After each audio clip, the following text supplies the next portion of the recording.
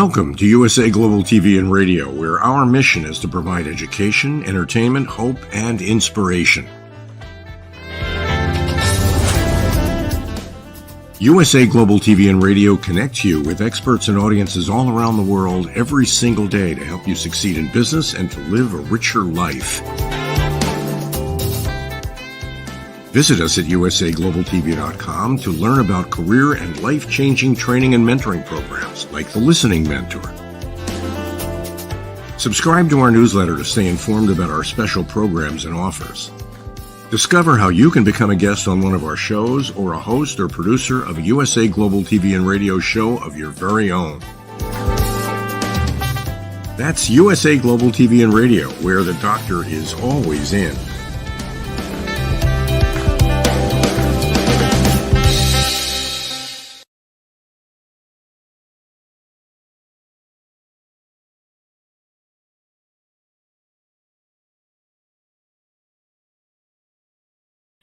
Hello, welcome. Good evening, good morning, good afternoon. Welcome to USA Global TV and Radio. I'm Dr. JACALYN Kerbeck, and our show today is presenting Pet Psychic AMINAH. Our topic is caring for our planet. We have a choice. You may be saying to yourself, I don't understand. I thought we're talking about training pets. Not today, we're not. Today, we're talking about our planet. We all have a responsibility to take care of it. And Pet Psychic AMINAH is very passionate about this. She is a multi-dimensional person, and she is really so much in favor of providing education for us to understand what it is we can do and how we can do it now. So let me officially present her. Welcome. Hello. Hello. Nice to have you with us today. No, I can't even say it's California and it's sunny day. No, it's pouring rain. Yay for us.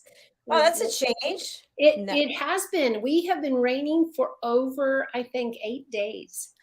Oh my goodness. Yeah, wow. It's a lot. And the thing we all have to hold on to is that, yeah, it's annoying and you got to drive it and all that stuff. But we have needed this water. And we're talking about that today. We're talking about sustainability. We're talking about all of these important things and hugging and loving our pets and nature, that the plants need a drink, a really, really long, healthy drink, and that's what we're getting. So we wear a rain jacket if you go outside. You and I have perfect jobs. We just get to enjoy it from afar. Absolutely. So Pet Psychic AMINAH, what I would love for you to share with our audience now is we have new people joining us all the time. So tell us a little bit about your work as a pet psychic trainer, speaker, etc., and then how that actually helps to funnel into your passion and love for this planet.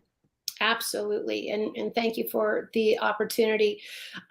I'm very, very blessed with my life trajectory and my experiences and things that were given to me as an opportunity. I am a fifth child, and my mother was a queen at making sure that we were in 4-H. If you don't know what that is, it's everything: public speaking, animals, working with the public and painting signs. And she actually orchestrated having 10 parks in our county put together. So having a safe place for children to play and to be. So this was my example. We lived in the high desert in Southern California, and it is a real it's a real desert.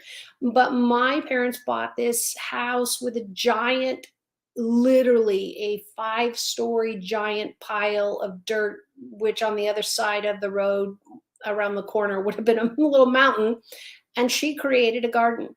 And I am heavily influenced by my parents and my exposure to all of this. So I've been publicly speaking. My first award-winning, thank God I got a ribbon for it, public speaking I was 9.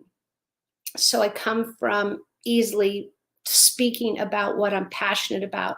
My mother also saw what her children were really great at. I have a sister who is an amazing seamstress and creator, and teachers in my family. Well, mine was animals. Mine was all about being and seeing animals. I worked in my first wildlife sanctuary when I was 11. I have a picture of me in Sunset Magazine when I think I was 9 or 10 at the time, and I'm holding a great horned owl. So I'm very, very versed, and I have a college education to back up, and other wildlife sanctuaries I have worked in as an adult. All this together makes me very passionate about coexisting. And I'm still working on the mosquito, honestly. I always say, if you can tell me how to coexist with a mosquito, but in California, I don't have to do that very much. But also trying to coexist with humans, and us throwing our trash on the ground. For me, losing a napkin off a table is pretty catastrophic, because I know that maybe a paper napkin will biodegrade in time. But if I'm one person that loses one, what happens for the people who actually throw the gum wrapper out of their car, or throw their can soda, whatever, I'm done with it, they just throw it on the side of the road, somebody will get it. Who's somebody? We are all somebody. So we are looking at global warming. We're looking at loss of habitat. We're looking at animals that are dying in droves that will never come back. We haven't cloned them all. And we need that balance. One animal eats the trees. One eats the bugs. One burrows in the ground, which is great for flooding. What gophers, example, do. Some eat carnivores are eating meat. Some are herbivores and eating plants. All together, remember, all together, we manage nature together. But without one species, without one season in the year, not one season is more precious than the other. You might have your favorite, and that's great. But they're all super, super, super important. That's how we coexist, is understanding that first. Thank you so much. You shared so much value just right then, as you always do. So you mentioned about picking up trash and literally following behind people who are littering. What are some other things that we can do right now in our own homes, or in our own neighborhoods, our own communities? What can we do to start caring for our planet? Do a number of things, and I'm a really big fan of giving multiple choices, because I don't live your life. I don't live your existence, or what state or country or abilities you have. I had a very wonderful experience, a young woman in a full wheelchair and had a mouthpiece, everything. She couldn't move anything. And I got a chance to stay with her for a while. And it was scary and it was exciting. And she was super smart, but she couldn't move her neck, her hands, or arms. She was a quadriplegic throughout, and I stayed at her home and had the girls sleep over. So you learn from this. What I want you to take from that example is try it. You might say, well, I don't want to go to the shelter and pick up poop. That's not my thing. Okay, it might be somebody else's, but you'll find something that makes you want to try or learn better, or learn more, or become involved. My ask is, get out and try. There are so many. If you are over the age of 18, and I guess under the age of 90, somewhere in there, you can do things like go volunteer at the shelter. And that's only for the younger ones. It's all ages for the shelter. They want people that will, there's such an amazing program. They have children actually reading books to the animals. And you go, wait a minute, what value is that? Well, first, these young children are learning to read. And that is a vital skill for the rest of their lives. Having struggled to read when I was young, I completely understand. I couldn't read a book for my life for years. And I don't even know how embarrassing it would be. Say I probably was 10 or 11 before I was really fluent. And that's because my uncle gave me a book and I got really hooked on the series. So whatever it is, children coming in and reading to pets, that pets get some attention, and they're not in the cage with the animals. They're outside the cage so that the children are safe, and a staff member doesn't have to take their time to stay there the whole time they're within the block of animals, and there's usually a lot of kids. And the animals love the attention. They love it, and the kids are learning to read. You can do something as simple as that. You can see a can on the ground and pick it up. If you're worried about germs, or you're worried about where you're going to put it, it's so easy to have a plastic grocery bag just all bundled up in your backpack or your pocket or something, and then just use it to carry those types of things. You can do that on a walk.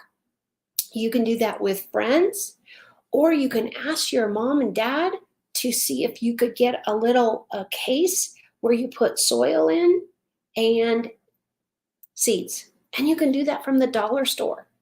So you can get the trays, and we're coming up to the season where they're going to have these things. But I don't want you to look at it as, oh, it's too expensive or it's too not. Anything can be done when you're motivated. Anything can be tried if you're motivated. Now, Dr. Jacalyn, did I miss your question altogether? Because I don't feel like I go too far. I start off on a good point, and then there's so much to tell. Sorry. No, I asked you to give some tips about what we can do to care for our planet, and you definitely did. So Great. One question that's come up numerous times, we've actually had this conversation on other shows that we have, is about recycling. And are things really recycled, or do they end up in a landfill with the waste, the compost? Well, what is your thought on that? I want to live in a positive world. That's me. That's me. I'm a cup half full. We all have this. Some people are a cup hasn't seen the water, and all in between them. That's not a thing, but I like calling it that. We can all get to that happy place. You might find that you love picking up trash because you feel like you're really doing something for the earth. Great. That's not my thing. And yet I pick up all kinds of trash. My daughter's like, what are you talking about? You pick up all kinds of trash. Yeah, because I can't leave it. Because I know some bird's going to choke on it, some dog's going to poop on it, just something like that. The only thing I don't pick up is dog waste, because I'm not prepared. I don't have a glove, or I don't have a paper towel. And what I want people to know is it's not biodegradable. Okay, did you all hear me? Your dog going to the bathroom in public, in anywhere that's not your yard, or you're not immediately picking it up, does not biodegrade unless you're feeding them raw food. And I still don't want you to poop them anywhere, because these are truly not going to go into the soil, because again, it's not organic. Something that the soil can use. Why is it okay for a mountain lion or a leopard or a bird or whatever's native in your area? For example, this is a very strange example. I'm really hesitating if I want to use it, but it's true. So I'll go with truth. If you have a stray pet, you let him go, he's out there, I would have to say there's no upswing to that and the life they should have. But if they're eating wild, which they most likely are, rats, mice, whatever, that's another conversation also. They're also decimating those populations. Cat specific, they're decimating the bird population. Is because we have too many people letting their cats run around wild, homeless, whatever it is. Cats running outside create a bird issue. And that means they're eating way too many for the population to recover. So we will continue losing native birds unless people keep their cats in. That's a thing. So what you don't want to do is, of course, have feces on the ground. I can't tell you how many people I see walk their dogs in our neighborhood, because we have some really nice hills, mountains, and sidewalks. And they just poop and they walk away. And yes, I do say something if I'm in the area and I get the look and all that. It's like, but I just go with, I don't think they know that poop is going to be there in 3 months, 6 months. Even with the rain, it'll flatten it or do something. Somebody will step on it and they'll hate you forever, even if they don't know who you are. But what I ask is, it's not only the same as throwing trash on the ground and leaving it. It is almost worse, because that feces doesn't biodegrade. The paper might with time, the poop might wash away, but it's no benefit. Neither is the trash to the ground, to the native area. It's so simple. If you can't afford little doggy bags, I have a relative, and she carries a roll of them, puts them in her pocket, walks with them, always picks up. But for me, I keep the bread bag for the cat litter that I pick up. My daughter buys bags, and they're biodegradable. For me, I already have a bread bag that's not going to get recycled. That I'm just going to add to the trash. So I'm going to take the poop that's also not going to get recycled. And at least I have, in my mind, eliminated one extra thing. Throw the bag away and throw the cat poop away. And they're two different things. And now they're just one problem, hopefully. It's a start. And that's all I'm asking you to do. Think about it. There's a place you can start, even with if it's a gum wrapper. It all matters. Yeah, it sure does. Yesterday I was out for a walk and I saw a man walking his dog, and the dog went to the bathroom and the man did not pick it up. Ugh. And I was, maybe 20 feet behind, and I thought, oh, I don't know what to do. Like, I don't have a bag, or like, it's hard. You don't know what to do because you don't want to have a confrontation with someone, but yet at the same time, Right. you're watching something go on. What would you have done in that case? I, just like you, and for us women, it can be a whole different safety issue. So I would take into account the breed of the dog, the behavior of the animal and the dog and the human. And I'm really lucky because I can read not only body language, but their energy and the psychic part. It's just who I am. So I can also see if their energy is in a more receptacle mode. But you and I both know, if this guy's leaving poop, that's probably a go-to all the time. So he probably gets called out once in a while. So I have to go in knowing, you and I have to go in knowing, whoever tries this, that they might be confrontational just because they're always doing this and they get called on it once in a while. I would start, if I had the equipment, meaning if I had a bag, I usually carry Kleenex. I have a lot of allergies, so I usually carry a lot of Kleenex. And if it's a long walk, I carry a lot of Kleenex. So I would offer him something like, hey, I've got a bag. Here's a bag. And I've actually seen people say, not only to a friend of mine, but to me, what am I supposed to do with that? Like, okay, this is how this conversation is going to go. Well, your dog's poop, I don't know if you know, is not biodegradable. It's going to be there forever and it'll kill the plants. And somebody might walk on it. Thought you might need a bag. All we can do is stay as neutral as possible. Don't be judgmental. If you're going to be judgmental, you're going to ask for a confrontation, because this person already knows this is a problem. They're not in a cave, living where the news doesn't say, there's poop on the sidewalk, and they've probably done this. They can say everything from, oh, I'm going to go home and get one. It's like, great, I'll wait here so nobody steps in it until you come back. And then they're like, whoa, ooh, didn't see that one coming. So that's a good one. I know. and you think about it afterwards, because I've had this happen. That's why I now think of these things, because I'm like, oh, I could have come back with that one. Because what answer do you have? okay, I'll be right back. And they don't come back, whatever. But they're so shocked that all I want to do is grow that kernel, because every plant comes from a little bitty seed, and a Mhm. lot of rain. So we're going to be the rain, guys. We're going to be the rain. And he might not have thought about the bag, but maybe he's like, oh Mm. man. And if you're in my personal private neighborhood, then you're probably going to walk in or by the same dog people and Right. poopy people and all of that kind of stuff. Definitely. And so they're going to know you might be out there. I don't want to see her again. Because, man, she's going to be watching me. And some people, of course, don't care. And that's a whole different person. And I want you to please be safe. Please be safe. Yes, we want to save the world, and it takes one of us at a time, and then all of us together. But this is not an advocacy of get into an argument, get into, a three-ring circus of blah, blah, blah, blah, whatever. Say what you feel you can say.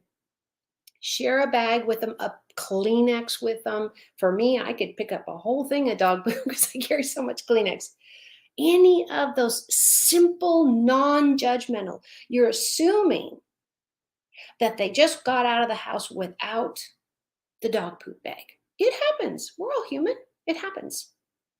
So what do? Maybe you just offered them one. I know for me, I have offered, I don't know, 100 Kleenexes to people over the last 20 years, probably more, because I carry them and they're folded and they're in my pocket. So I've never carried the little pack. I've always just grabbed one out of the Kleenex box when I'm ready to leave. If I'm going to be gone a long time, then I'm going to grab a whole bunch that are folded, and that's great. So these are things that you're getting for, like for me, my allergies, or wherever you're going to walk. You brought a water bottle.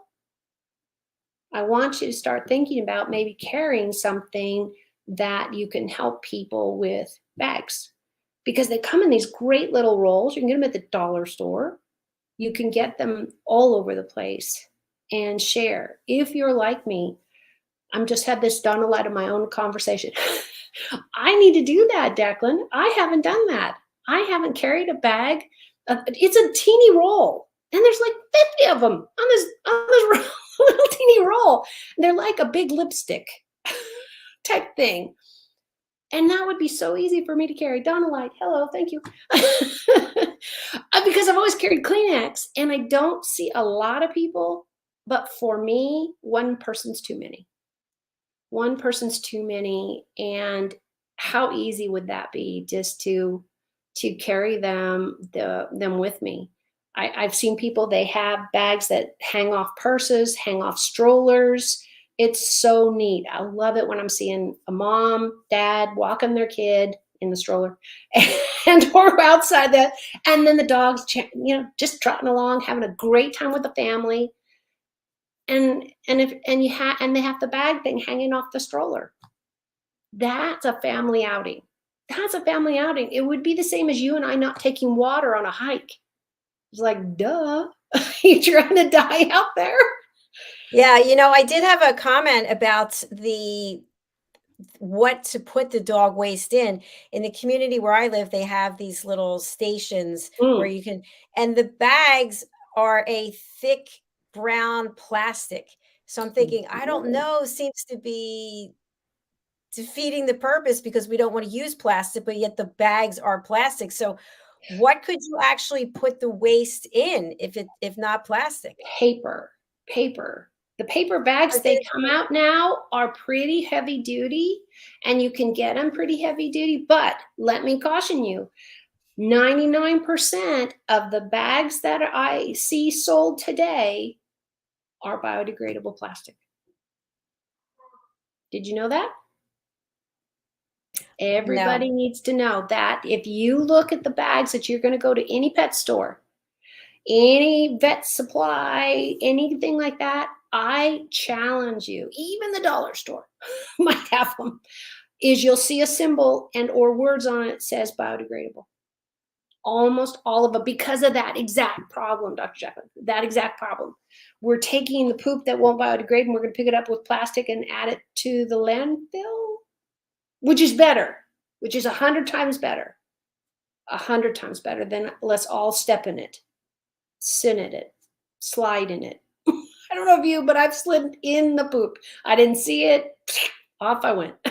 I didn't land on my butt, but it was bad. It was bad. It was all over my shoe. I was ready to Harry That's carry something on that some you don't pet forget. owner.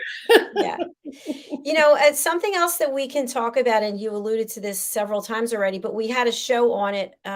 Roland Friedel did it, is about whatever space you live in, whether it's a city or you live in a very small space, you can buy seeds, as you mentioned. You can actually grow your own vegetables on I don't know what it's called, but it goes straight up and you can start planting things. You can put lights in it. It can be like a decorative display in your home.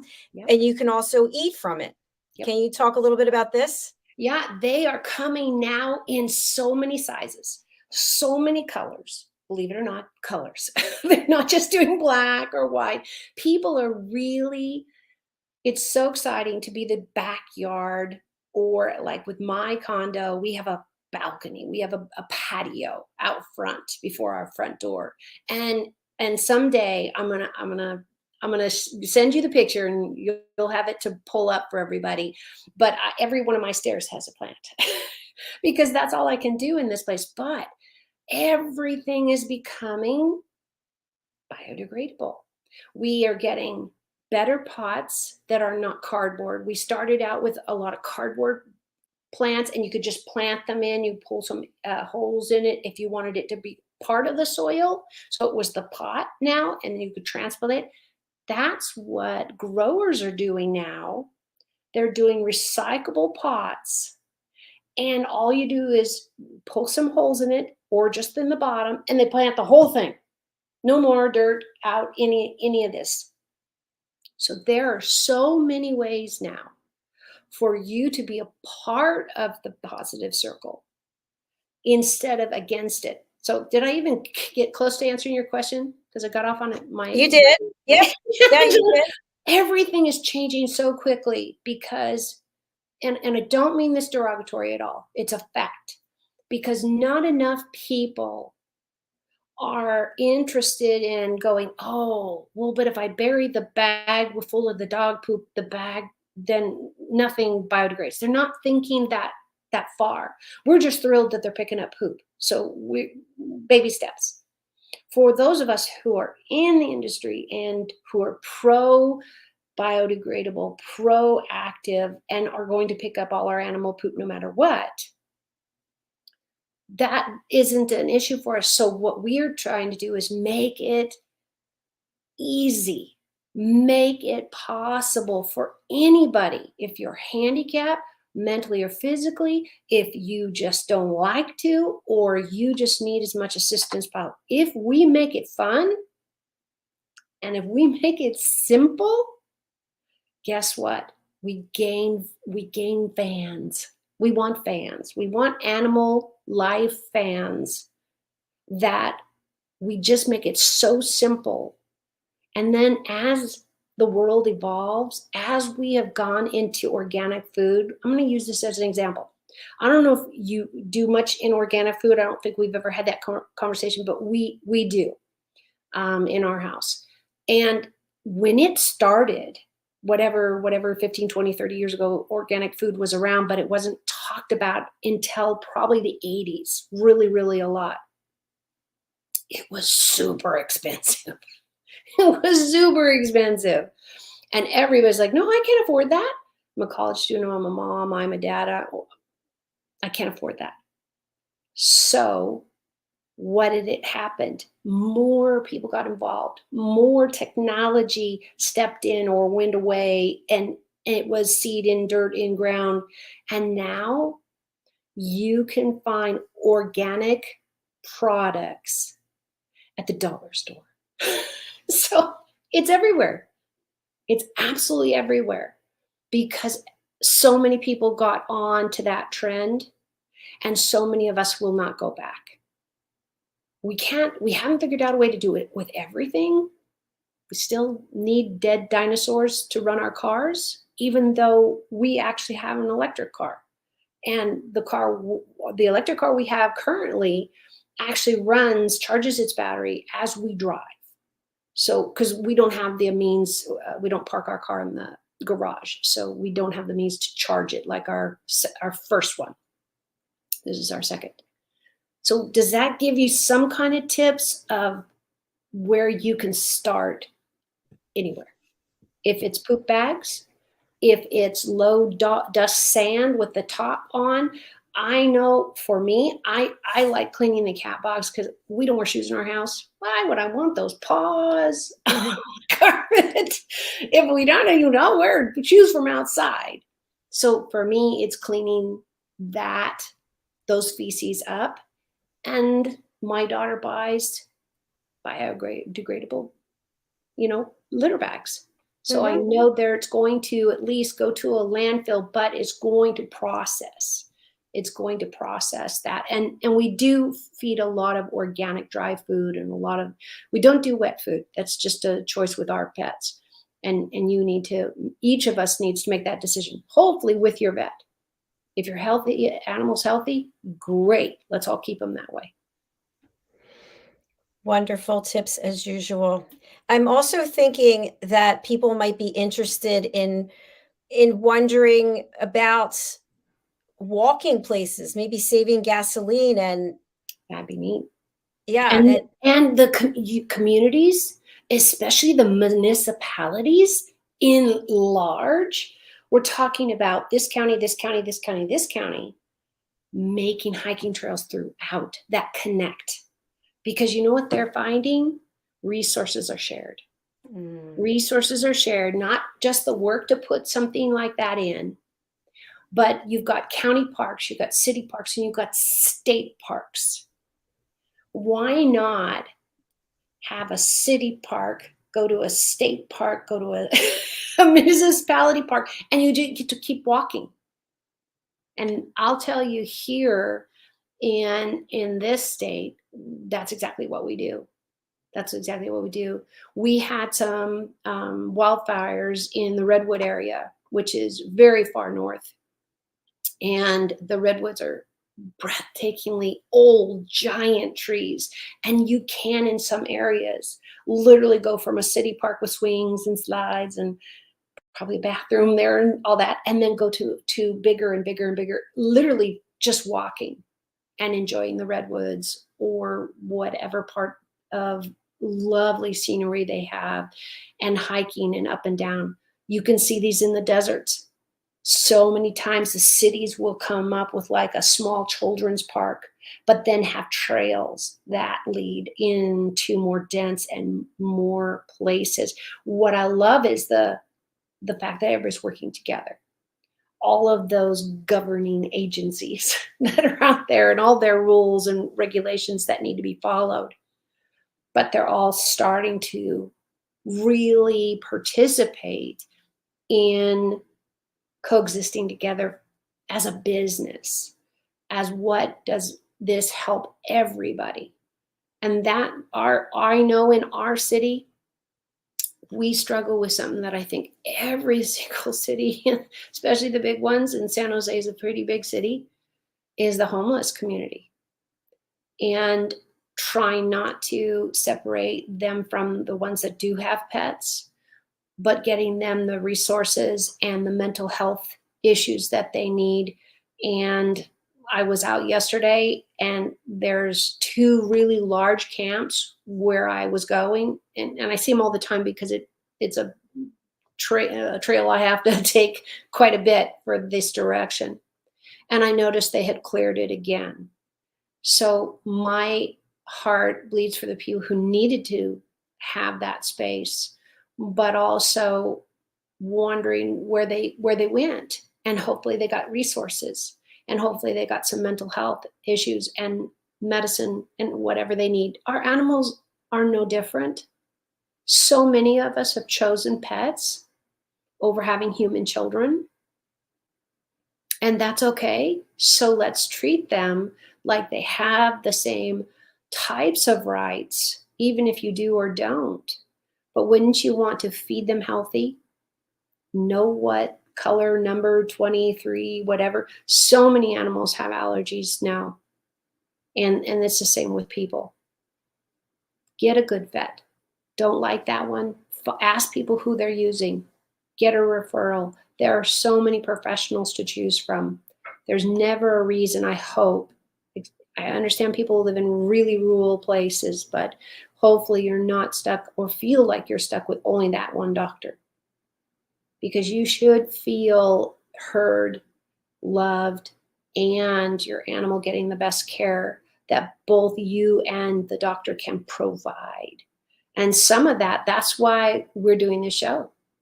So I can give you as many free tips as possible so you too can enjoy your time with your pet, picking up after them, making sure they wear a sweater if they have no fur, whatever that is, trimming their nails. It's really, really important. I've actually seen, Dr. JACALYN, an animal that had their nails embedded. Or wasn't caring for them? Yeah, it was an elderly lady. She was basically living alone. Her family hadn't kept up with checking on her as much as they checked on her. Hi, Mom, how are you doing?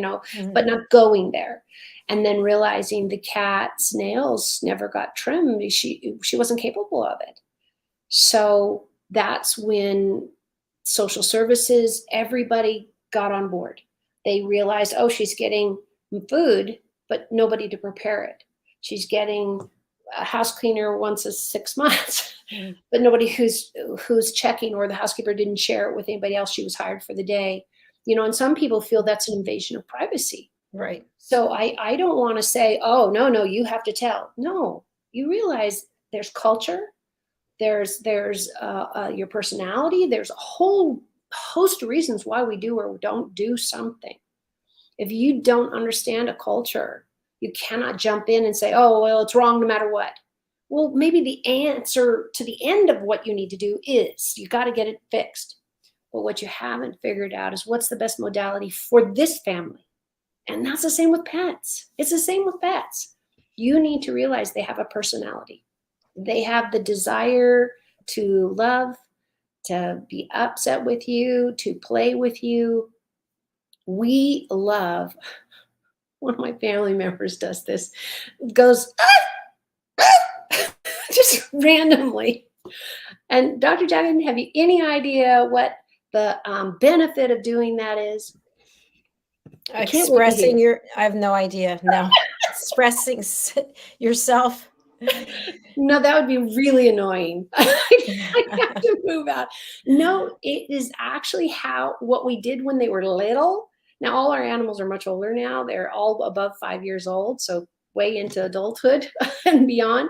But at some point, there's going to be a firecracker 4th of July, or there's going to be a fire engine that goes by. There's going to be somebody, or we're going to really laugh at the TV or go, oh, or something, make this sound. We want to make our animals bulletproof, basically, to say you can handle a lot of sounds. And what they're going to do, which they all do, is they look, what the heck is wrong with you? And then they come back and say, okay, nothing. You're just doing that weird sound thing again. But we expose them from the time we adopt them to these really fun, wonderful things, because at some point they're going to hear when it's a dire need. Somebody out there is going to say, well, wait a minute, what do you do when there's a fire, a flood, and you need them to respond? Especially with animals, they're going to know the difference. Your energy changes, the timbre in your voice change, the urgency changes, but what's really great is we have their attention. Because every time we do it, they look at us like, do I care about this? Tell me if I care about this. And then luckily they evaluate it in a lickety-split moment. And we go, nope, just having fun with you. But we also want to women handle their feet. And you know why? Got to clip those nails.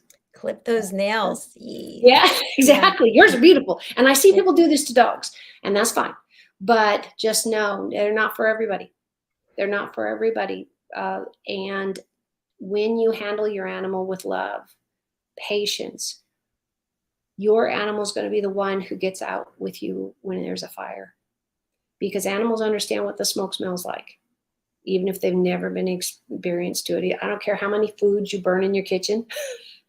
That is a whole different experience. The height of everybody, the concern, the fire, if you see the flame, but the smoke specifically, it's bad. I have been in, sadly, a couple of house fires, and it's really, really bad.